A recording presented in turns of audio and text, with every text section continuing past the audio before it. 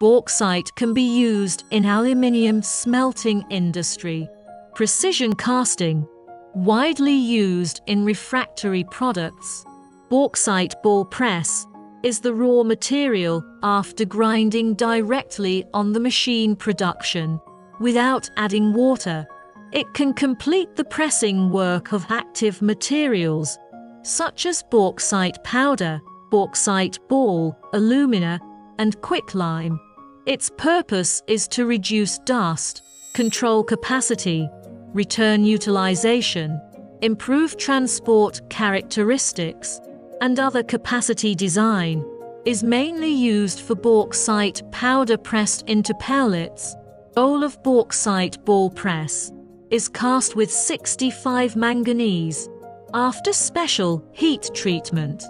The hardness can reach more than 58 degrees.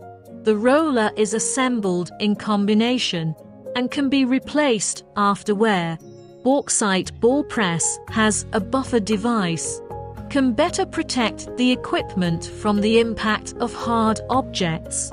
Bauxite ball press is designed with ball bowl adjustable device, so that the two-roller ball bowl is always in the adjustable range, never dislocation.